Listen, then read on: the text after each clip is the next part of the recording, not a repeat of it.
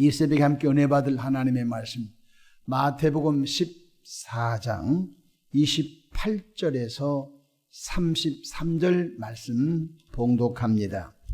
베드로가 대답하여 이르되 주여 만일 주님이시거든 나를 명하사 물 위로 오라 하소서 하니 오라 하시니 베드로가 배에서 내려 물 위로 걸어서 예수께로 가되 바람을 보고 무서워 빠져가는지라 소리질러 이르되 주여 나를 구원하소서 하니 예수께서 즉시 손을 내밀어 그를 붙잡으시며 이르시되 믿음이 작은 자여 왜 의심하였느냐 하시고 배에 함께 오름에 바람이 그치는지라 배에 있는 사람들이 예수께 절하며 이르되 진실로 하나님의 아들이로소이다 하더라.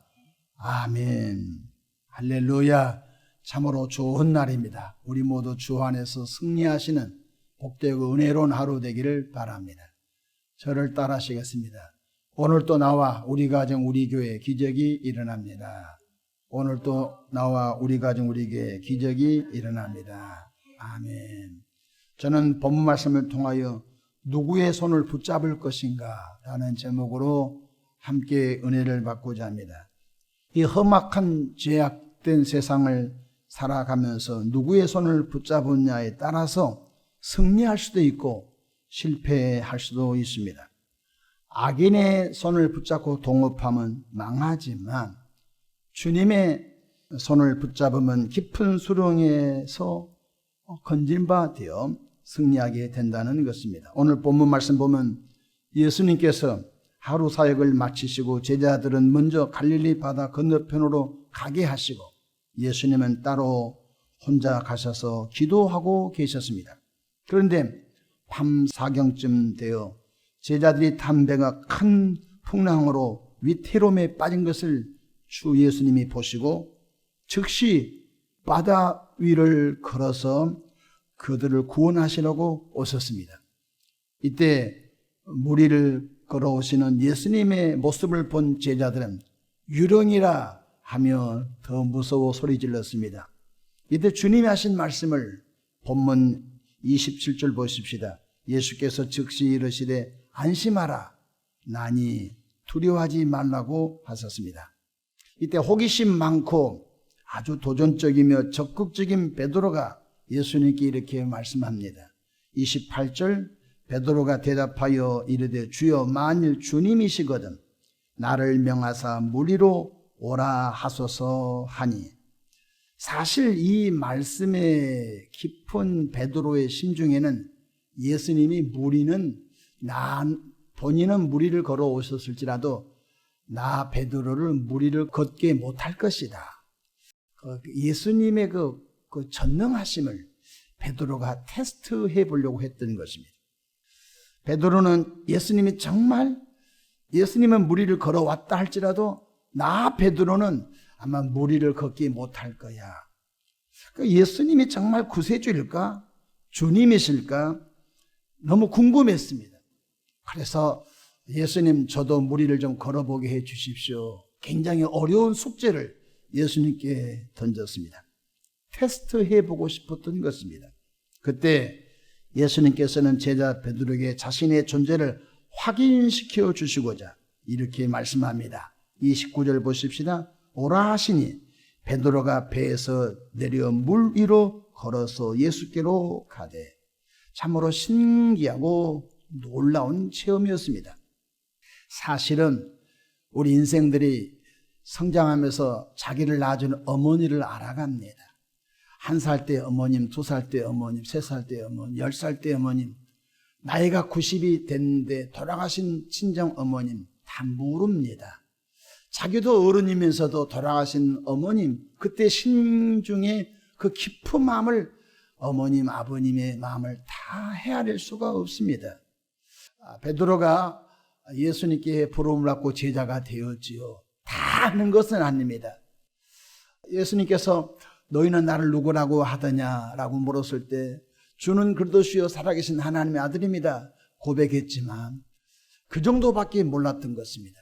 예수님께서 십자가 지기 전날 밤 예수님께서 심한 고문을 당할 때 한 여자가 와서 너도 예수 당이지 물었을 때 아니라고 했습니다. 그러니까 사람은 예수님은 그 어떤 존재를 알아가는 데 있어서 어떤 사람은 빨리 경험하고 알아가는 분이 있고 어떤 분은 서서히 그 존재를 알아가는 경향이 있습니다. 특별히 목회를 하다 보면은 똑같은 교인들 놓고 설교를 해도요, 어떤 분은 빨리 깨달아서 빨리 하나님의 그 영의 세계를, 하나님의 실존을 경험하고 느끼는 분이 있는가 하면은 어떤 분은 30년, 40년 동안 여전히 하나님이 계실까? 예수님이 정말 나 때문에 죽었을까? 정말 성령님께서 나를 돕고 있을까? 라고 하는 그런 성부, 성자, 성령, 삼일체 하나님의 신론에 대해서 아직도 의구심을 가진 분들이 많습니다. 그런데 예수님께서 베드로를 부를 때 무슨 일이 있었죠? 베드로야, 깊은 데 가서 그물을 내려 고기를 잡으라 했지요. 그때 베드로가 주의 말씀에 의지하여 그물을 내렸지요. 그랬더니 그물이 찢어질 정도로 고기가 많이 잡혔지요. 다른 친구들은 빈 배를 불러서 그 배에 양쪽 배를 가득 실어도 잠기게 되었죠. 그때 베드로가 하는 말이 뭡니까? 주여, 나는 죄인이로소이다. 나 정말 죄인입니다. 나는 예수님의 이 말씀을 믿고 그물을 내리긴 내렸지만은 이 정도 고기가 잡힐 줄 저는 몰랐습니다. 정말 예수님은 전능하신 분이십니다. 그 정도 알았습니다. 그런데 오늘 예수님께서 무리를 걸어오시고 예수님 저도 무리를 걷고 싶습니다. 이것은 못할 줄로 알았습니다. 근데 예수님께서 걸어와라 할 때 베드로도 무리를 걷게 되었던 것입니다. 예수님의 존재를 왜 의심하였느냐? 또 오늘 베드로가 얼마쯤 가다가 무리를 걷던 베드로가 깊은 바다에 빠지고 말았습니다. 왜 무리를 걷다가 깊은 바다에 빠져 버렸을까요? 그것은 현실을 보다가 자신의 실존을 보다가 놀랍고 두려워서 그렇게 된 것입니다. 무리를 계속 예수님만 바라보고 갔으면 됐었을 텐데 오늘 성경 보니까 바다를 보고 무서워했다고 했거든요. 오늘 이것을 현실로 말하면 이런 뜻입니다. 어떤 분이 교회 와서 은혜를 받았습니다. 교회에 오는 것이 재미있고 기도한 것이 재미있고 또 믿음 생활이 재밌었습니다. 근데 갑자기 이런 생각 듭니다. 나 이렇게 하다가 못 먹고 살아? 나 이렇게 교회만 열심히 나면 내가 못 먹고 살지? 그러면서 무슨 생각 듭니까? 예수님께서 주시는 그 기쁨이 순식간에 사라져버리고 아니야, 나 정신 차려야지 하면서 세상적으로 열심히 살아야 돼. 그 순간 믿음을 다 잃어버리고 마는 것입니다.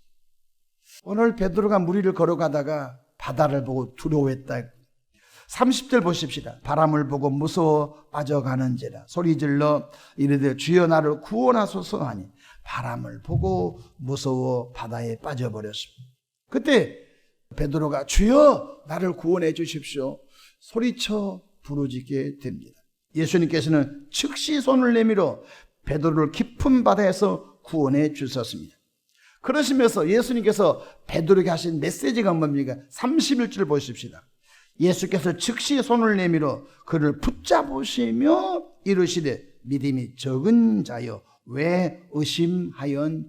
그러니까 교인들을 신앙 지도하다 보니 어떨 때는 믿음이 있습니다. 어떨 때 믿음이 약화됩니다. 또 어떨 때 믿음이 또 있습니다. 또 믿음이 약화됩니다. 베드로의 삶을 보면 정확합니다. 예수님께서 깊은 데 가서 그물을 내려 고기를 잡아라. 고기 잡았습니다. 오 주여 내가 배와 그물을 버리고 주님을 따르겠습니다. 대단한 흥분된 일이었습니다. 예수님께서 병인을 고칠 때 야 예수님께서 병자 고치고 귀신 쫓고 대단한 분을 하시구나. 또 오늘 여기 보니까 예수님이 무리를 걸어올 때 나도 한번 걷게 해 주십시오. 근데 예수님께서 베드로의 테스트를 통과하셨거든요. 무리를 걸어오라. 근데 바람을 보고 깊은 바다에 빠져버렸거든요. 근데 이것은 구원할 줄 몰랐죠. 근데 주님께서 손을 내밀어 베드로를 구원해 주셨습니다. 신앙생활은 그래프입니다. 믿었다가 의심했다가 그러면서 또 믿었다 의심했다가 그러면서 계속 의심의 강도가 약화되고 믿음의 강도가 강해져 가는 것을 볼 수가 있는 것입니다. 예수님께서 이르시되 믿음이 적은 자여 왜 그거 의심했느냐, 왜 의심했느냐 라고 하셨습니다. 베드로에게 하신 말씀입니까? 저 여러분에게 하신 말씀이죠. 예수님의 존재를 왜 의심했느냐, 자신의 현실을 보고 왜 두려워했느냐, 그 말씀이 함축되어 있는 것입니다. 예수님과 함께 배에 오른 베드로의 반응이 무엇입니까? 베드로가 회개하게 됩니다. 예수님의 존재를 완전히 믿지 못한 것 제가 회개합니다. 자신의 현실을 보고 두려워했던 것 제가 회개합니다. 그래서 평생 교인은 회개하면서 살아가는 거예요. 전능하신 주님을 내가 안다고 했는데 그것 다 믿지 못한 것 회개합니다. 여러분 오늘 32절 보십시오. 배에 함께 오름에 바람이 그치는지라. 33절 배에 있는 사람들이 예수께 절하며 이르되 진실로 하나님의 아들이로소이다 하더라. 이미 하나님의 아들이었지요. 근데 그들이 믿기는 제가 하나님의 아들이므로 오늘 이 사건을 통하여 인정합니다. 여전히 예수님은 전능하신 하나님의 아들이지요. 그런데 제자들이 받아들이는 시간과 속도가 이 정도 왔다는 것입니다. 그렇습니다. 우리는 우리를 죄악에서 구원하신 주님의 손을 꼭 붙잡기를 축복합니다. 악인의 손을 붙잡으면 큰일 납니다. 우리는 사랑의 주님의 손을 붙잡아야 되는 것입니다. 우리는 우리를 질병에서 치료하신 주님의 손을 꼭 붙잡기를 축복합니다. 우리는 우리를 영적인 전쟁에서 승리하도록 도우신 주님의 손을 붙잡기를 축복합니다. 우리는 우리를 축복의 길로 이끄신 주님의 손을 꼭 붙잡기를 바랍니다. 그렇다면 주님의 손을 어떻게 붙잡습니까? 주님의 손을 붙잡는 시간이 언제입니까? 바로 기도하는 시간이 주님의 손을 붙잡은 시간인 줄로 믿으시기를 바랍니다. 베드로가 깊은 바다에 빠졌을 때 이렇게 외치지요. 30절 소리질러 이르되 주여 나를 구원하소서 하니. 우리가 기도할 때마다 사실 주여 내 현실을 돌아봐 주십시오. 주여 내 가정을 돌아봐 주십시오. 주여 나의 우둔한 나를 돌아봐 주십시오. 나를 이곳에서 좀 구원해 주십시오. 이끌어 주십시오. 건져내 주십시오. 그 기도 아닙니까? 바로 주님의 손을 붙잡는 시간이 기도 시간이라는 것입니다. 그럼 목사님 못 먹고 살아요? 학교도 가고 직장도 가고 사업도 하고 사회생활도 해야 되는데 주님이 이렇게 말씀하셨습니다. 데살로니가 전서 5장 17절에 쉬지 말고 기도하라고 하셨습니다. 여러분 기도는 영원히 호흡입니다. 여러분이 하루에 얼마 정도 숨호흡한다고 생각합니까? 여러분 24시간 죽을 때까지 우리가 어머님 탯줄에서 나오는 순간까지 죽을 때까지 계속적으로 우리가 호흡을 하는 것입니다. 바로 기도는 호흡인 것입니다. 성경에는 무시로 주 안에서 기도하라고 하셨습니다. 쉬지 말고 기도하라는 것입니다. 우리가 운전하면서도 주여 그 기도인 것입니다. 여러분이 전철에 정말로 너무 많은 승객이 탄 전철에 주여 그것도 기도인 것입니다. 여러분이 무슨 일을 하든지 주님을 생각하고 주여만 해도 주님은 그 마음의 소원을 들어 응답하실 줄로 믿으시기를 바랍니다. 쉬지 말고 도우시는 주님의 손을 놓치지 말고 붙잡기를 주의 이름으로 축복합니다. 기도는 주님의 손을 붙잡는 시간입니다.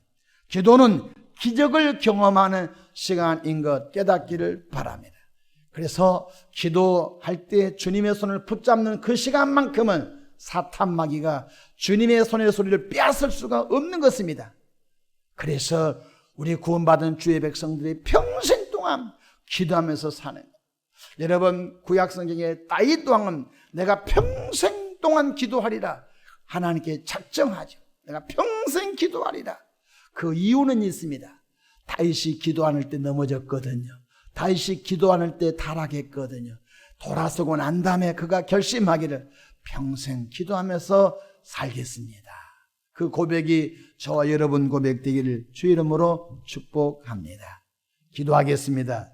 좋으신 하나님 우리 아버지, 은혜와 크신 사랑을 감사합니다. 사기꾼, 악인, 도둑놈과 손잡으면 망하지만 질병에서 구원하신 손길, 우리가 어느 길로 가야 할지 방황할 때 바른 길로 이끌어주신 주님의 손길을 붙잡는 사람은 그 가는 길이 형통하고 평안하고 아름다울 줄로 믿습니다.